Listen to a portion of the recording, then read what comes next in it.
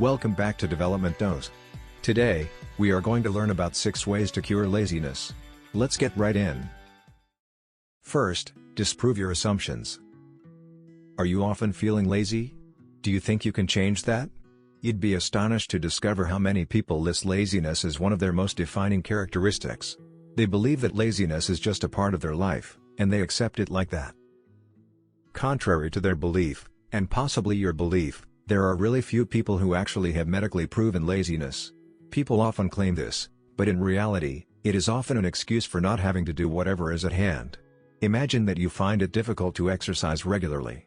Every night, you promise to go to the gym in the morning, but every morning, you come up with an excuse not to. Does this indicate that you are inherently lazy? No, there are a variety of reasons why people struggle to achieve their goals or establish good behaviors. You can struggle with self-discipline or self-control. This is something completely different. When you assume that you are inherently lazy, you are not only ignoring the real issue but also avoiding your potential to be productive and efficient. You must have faith in your ability to improve yourself and your life, but as long as you believe these dumb assumptions, your work ethic will suffer. This mentality may keep you locked in your current position. Figuring out the worth of your work comes in at number 2. Some people still find it difficult to recognize the worth of their work and try to use a different perspective, but still don't see the point. No activity and no work seems like a useful use of your time, therefore you might become unproductive. This partially has to do with mindset, but there is a better solution to this. Don't merely record your actions when you set a goal or create a new habit. List the reasons you would like to do that certain activity, like running, would be beneficial to your life if you feel better physically and it might improve your mental health. Eventually, your work will appear worthwhile once you determine the worth of your aims. Make this straightforward adjustment to transform your productivity. The 8 categories of laziness are listed as number 3. We will assume for the time being that you are not naturally lazy and you can do something about it. To solve this problem, it is important to start by identifying the causes of your laziness. Laziness is frequently a symptom of a more serious problem, but identifying the root cause can be challenging. Fortunately, psychologists have classified laziness into 8 groups. Every category identifies a different underlying issue, although many of them overlap and some people have multiple reasons for their laziness. Stay with us as we go over these 8 categories. A logical first one is fatigue. This is also the root cause of the first category. You're unmotivated to work because you lack the physical or mental energy to do so. You might say that you can't work out or you can't work. But the bigger issue that you are neglecting is that you are not taking care of yourself well enough. You can sleep better, and longer, and eat better, and healthier. The second is remorse. You get complacent when you think you've missed an opportunity. You can put off doing the task by saying it's too late to start, but you're really just seeking an excuse to stay put. Most likely, you don't think you can keep up with everyone else, but in reality, you could if you really tried. The third type is neuroticism, or nervousness, which occurs when you are overwhelmed by your anxieties when faced with new obstacles. People who struggle with this persuade themselves that they can't accomplish something because they're too afraid to. Uncertainty-induced laziness is category 4. When something is complicated or unclear, you might hesitate, but this uncertainty is a normal component of any task, so learn to accept it. Apathy is the 5th. This is frequently an indication of depression or aimlessness. Shame within oneself is the 6th category. Shame can damage your productivity and limit your everyday work. You should try to learn that shame is not something to be afraid of, and shame is often not needed. The 7th is social anxiety, which prevents you from taking risks because you're afraid of coming across as foolish if you do. You could worry that it will damage your reputation.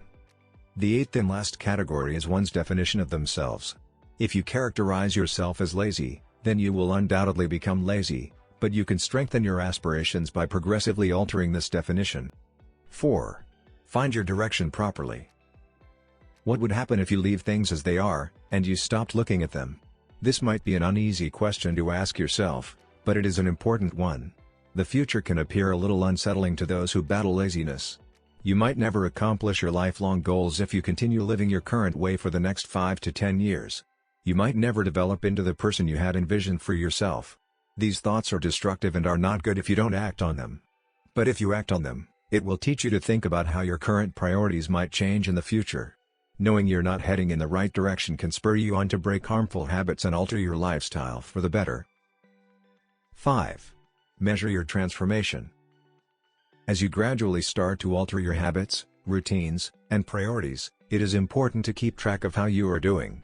This can be motivational in the long term. Even the tiniest advancements can benefit you later on. When you're feeling down and unmotivated, reflecting on your progress can be a great incentive. Those records will encourage you more than usual and help you get through any difficult times. They'll assist you in overcoming challenges and overcoming setbacks. There are those moments when you will feel disheartened and sluggish because you believe that your efforts are not paying off. You see yourself devoting so much time to something and you don't see the results you expected to see. You will likely not always see the desired results in the desired times, but in these moments it is important to reflect on the steps that you did make, and the goals you did reach. It's critical to keep in mind that true change takes time. Unless you compare where you started and where you are right now, you won't be able to see it for what it is. You monitor your development for this exact reason. Keeping track of your activities will enable you to assess your progress. It serves as concrete proof that effort pays off. 6. The importance of kindness. If you want to be productive, it is essential that you keep a good outlook on your work and yourself. You shouldn't punish yourself if you mess up throughout any of these processes. You should be kind to yourself. You should act like you are mentoring yourself. Don't be harsh on yourself, but seek the lessons in small mistakes. You must master the ability to accept responsibility for your mistakes. It doesn't imply you should abandon your objectives because you made a mistake or two. You'll experience a lot of failure in life. Take these tips into account, find what is stopping you, and work on improving it. Success is for anyone willing to put in the work. At the right place, of course. On that note, we'd like to thank you for watching. We would appreciate hearing your thoughts in the comments below, and leave a like if you found this video helpful. As always, have an amazing day, and see you next time.